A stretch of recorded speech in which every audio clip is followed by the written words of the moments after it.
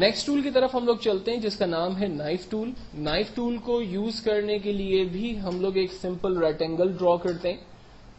اس tool کا actual purpose یہ ہے کہ آپ شیپ کو دو حصوں میں بریک کر سکتے ہیں. مثال کے طور پر میں نے ایک شیپ ڈرا کیا اور اس پہ کلر میں نے یلو فل کر دیا اور میں چاہتا ہوں کہ اس شیپ کو میں دو حصوں کے اندر کٹ کر دوں.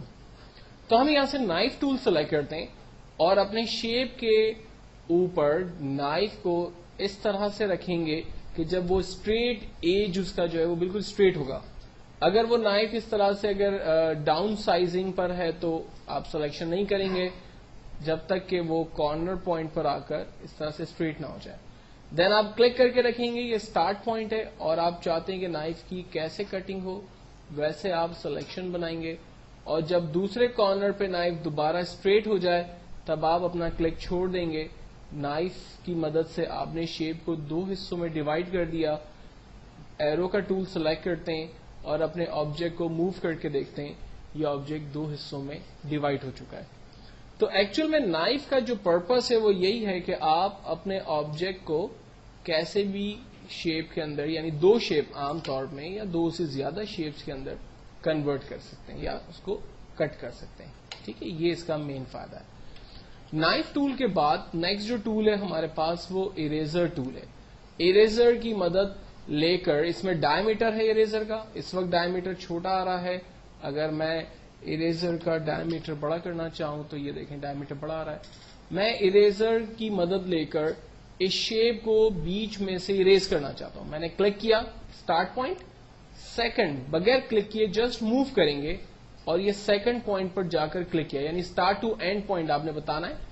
یہ آبجیکٹ بیچ میں سے اریز ہو گیا. لیکن ایسا لگ رہا ہے کہ جیسے یہ آبجیکٹ دو حصوں میں ڈیوائڈ ہو گیا یا یہ آبجیکٹ دو حصوں میں بنا ہوا ہے. ایکچوئل میں یہ آبجیکٹ ایک ہی ہے. ایرو کا ٹول لیتے ہیں, موو کر کے دیکھتے ہیں, یہ دیکھیں آبجیکٹ ایک ساتھ موو ہو رہا ہے. آبجیکٹ کو ریسائز کر رہے ہیں تو ایک ساتھ اس پہ کام ہو رہا ہے. جبکہ نائف ٹول کو تھوڑی دیر پہلے ہم نے دیکھا تھا وہ کیا کرتا تھا, آبجیکٹ کو دو حصوں میں بریک کر دیتا تھا اور وہ دونوں حصے سیپریٹ ہو جاتے تھے. آپ دونوں کے ساتھ الگ الگ بہیو کر سکتے تھے. لیکن اریزر ٹول میں ایسا نہیں ہے. آپ اریزر کی مدد سے جسٹ آبجیکٹ کو اریز کرتے ہیں, نہ کہ آپ اس کے حصے بناتے ہیں یا اس کو کٹ کرتے ہیں. یہ جسٹ ہمارا آبجیکٹ اریز ہوا ہے ابھی بھی پورا ایک ہی شکل کے اندر. اریزر ٹول کے بعد نیکسٹ جو ٹول ہے ہمارے پاس وہ اسمگ ٹول ہے. عام طور پہ اسمگ ٹول آبجیکٹ کی آؤٹ لائن یا جو بارڈر ہے اس کے ساتھ اچھے سے ریئیکٹ کرتا ہے یا ڈیزائنز وغیرہ بنانے میں یوز ہوتا ہے. اس وقت آبجیکٹ کی آؤٹ لائن کو میں تھوڑا سا بڑا کرنا چاہ رہا ہوں. اس کے ڈائی میٹر کو میں نے بڑا کر دیا.